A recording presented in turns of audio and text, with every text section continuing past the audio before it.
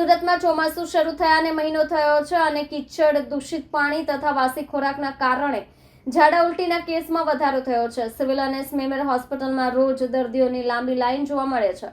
છેલ્લા 1.5 મહિનામાં બંને હોસ્પિટલોમાં 914 દર્દીઓ નોંધાયા છે.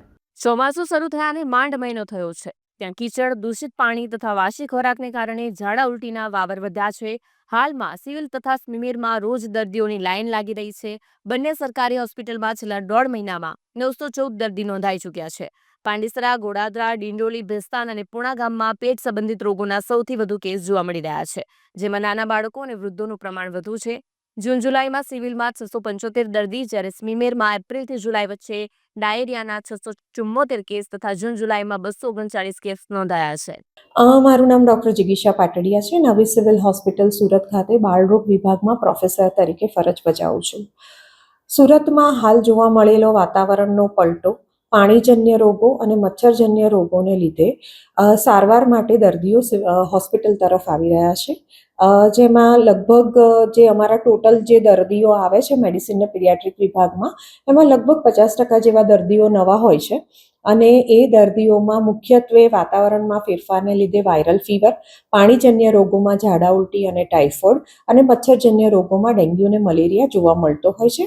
પરંતુ આ રોગોમાં ખાસ કરીને દૂષિત પાણી પીવાથી અને બહારનું ખાવાથી થતા રોગો, ઝાડા ઉલટી અને ટાઇફોઇડ જેવા રોગોમાં હમણાં નોંધપાત્ર વધારો અમે જોઈ શકીએ છીએ.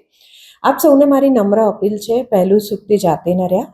આપની આસપાસ પાણીનો ભરાવો રોકી અને મચ્છરજન્ય રોગો અને ગંદકીનો નિકાલ કરી મચ્છરજન્ય રોગોનો તમે સામનો કરો અને તમે એને થતો અટકાવો. બીજું કે જે પાણીજન્ય રોગો છે એ આપના થકી જ આપ રોકી શકશો. તો દૂષિત પાણી પીવાનું ટાળો, ક્લોરીનવાળું અથવા તો ઉકાળેલું પાણી પીવો.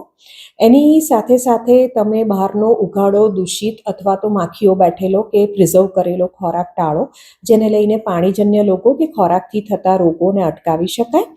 અને એની સાથે સાથે વાયરલ ફીવર અથવા તો તમે કોઈ જૂની બીમારીથી પીડાઓ છો અને તમને કોઈ લક્ષણો દેખાય છે, તો એની જાતે સારવાર કર્યા વગર કોઈ પણ લાયકાત ધરાવતા ડૉક્ટર પાસે જઈને, નજીકના આરોગ્ય કેન્દ્ર પાસે જઈને, હોસ્પિટલમાં જઈને અથવા તો સિવિલ અથવા તો સ્મીમર હોસ્પિટલ ખાતે તબીબનો સંપર્ક કરી એનું યોગ્ય નિદાન કરાવી જરૂરી દવાનો કોર્સ પૂરો કરો.